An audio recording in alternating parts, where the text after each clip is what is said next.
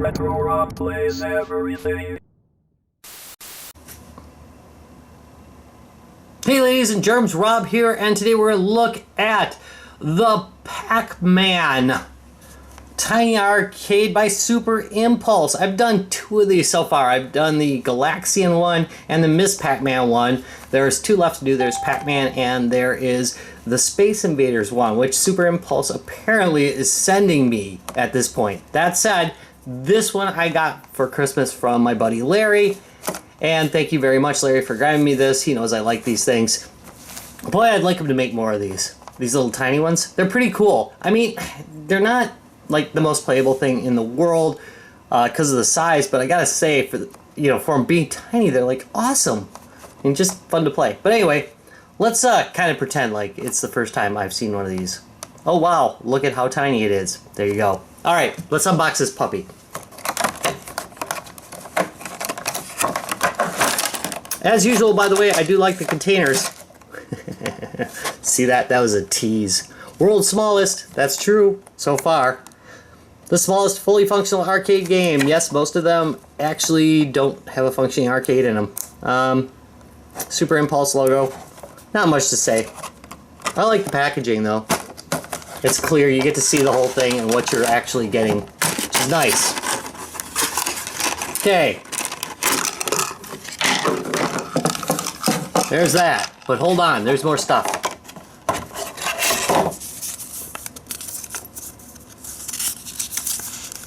A little bit of an instruction manual and how to change the batteries, which they are swappable.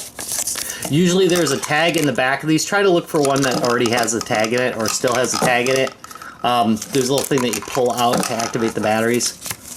Generally means that it's less used at that point.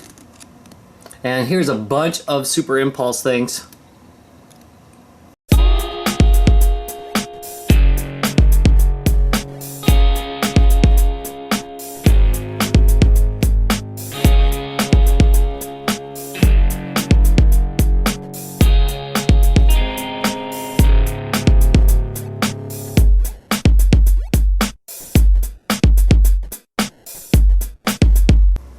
Okay, let's do a walk around of the Tiny Arcade Pac-Man. On the left side you can see it has the Pac-Man artwork. I will put the original arcade machine up here so you can compare them.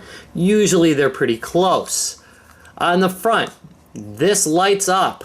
Yeah, I'll show you that in a minute. It's pretty cool. Bottom piece of art usually compares fairly well to the original, although sometimes distorted.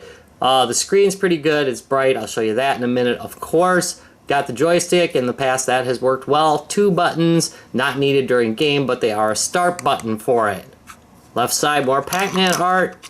On the back we have a keychain. For God's sake, I cannot imagine why you would ever want to use this as a keychain. That would probably do some damage to it pretty quick, to be honest with you. I don't know why you would. On the back, the batteries are removable. They do have a screw on the back. In this particular case, I approve of the screw because the type of usage that it's going to get will probably require a decent way to secure it. So I'm okay with that. Plus, you don't have to swap out batteries that often on this thing. They're pretty decent on battery juice. On-off switch on the bottom, and of course a speaker down below here. And it's pretty loud, to be honest with you. Looking at it, note that these are stickers. They're fairly thick. They're much thicker than the Walmart arcade stickers. I'm not real worried about durability, but I can't imagine if you stuck it in your pocket that would be too good for it. I'm pretty sure it would probably ding like most stickers would, but they are thicker than average. I suppose we should power this up and show it to you, huh? Alright, well first let's do it from a distance. Notice the backlight on it, and you can see the screen right here. And it is tiny and it is low resolution, but when you're playing it in person, it's not a problem. Now, of course, you're going to notice every bit of that low resolution when I zoom in a second. So let's play around and get a verdict on it.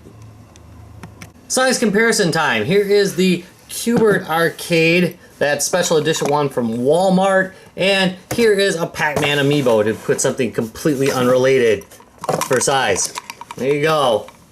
It's pretty darn small. They are kidding. Okay, so here we go. Oh, it's so tiny. Look at my fingers next to it.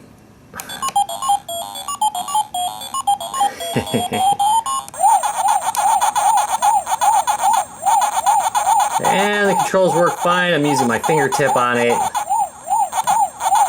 That seems to work okay.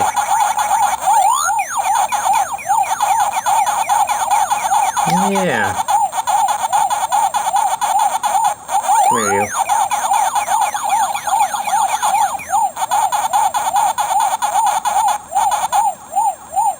Oh, missed a turn there. Oh well.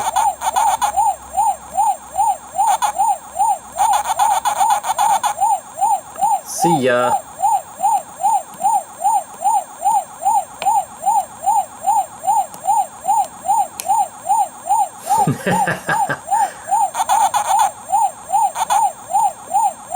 Got lucky there. Am I gonna make that? Yeah.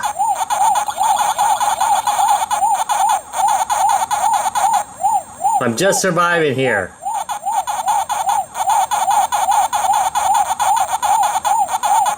Oh, didn't notice some change.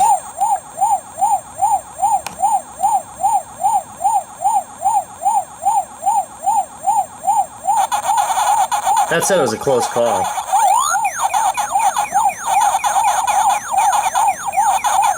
And oop. There we go.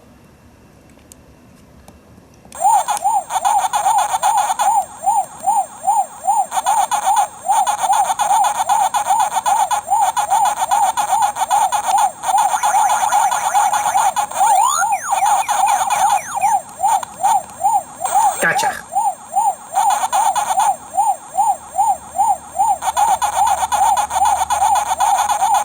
Try and keep my finger out of the way of the screen. It's kind of hard to do at this angle.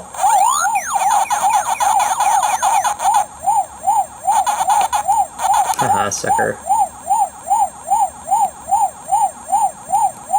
I screwed that up. Mistakes were made.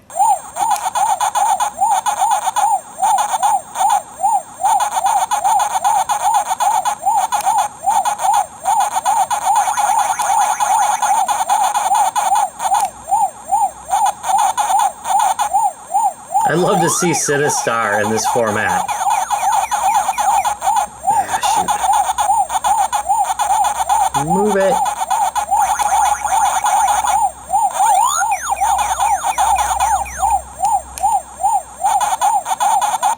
Oh yeah.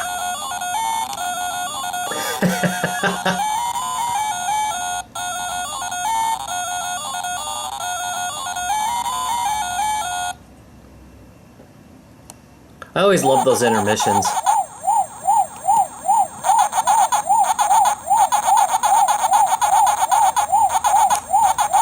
The original one for the Atari 2600 had none of those, but the Miss PacMan did.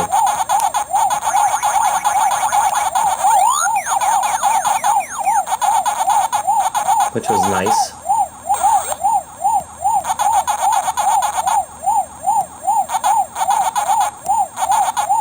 Come on.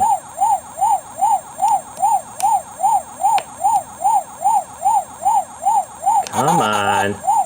Oh, no mistakes are made. Survived them though.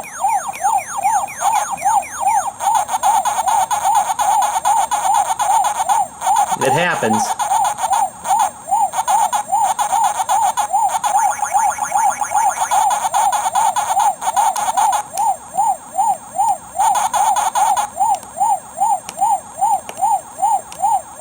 There we go.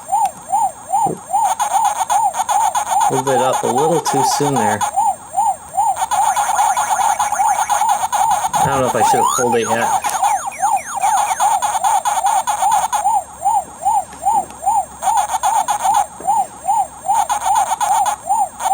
And got it.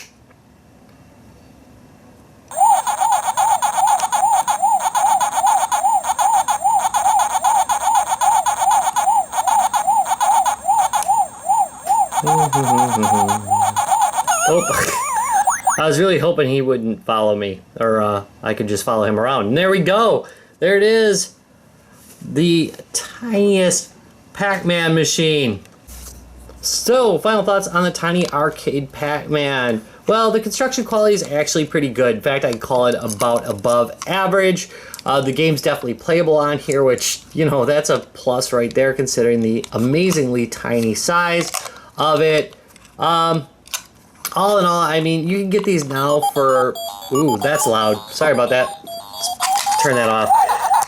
You can get these now for, you know, even less than $20. In fact, I've seen it as low as like 13 in some places. So for that, it's pretty easy to give it a thumbs up. It's great for collectors. If you're only gonna get one of these machines or two of these machines, I go for the Miss Pac-Man and the Galaxian ones. But if you're looking for a full collection, I mean, you know, there's only 4 of them. So it's easy to collect all 4 and they're not terribly expensive. Thank you very much for watching this. If you enjoyed it, give me a thumbs up and subscribe for more. And I will see you in a couple days. Bye.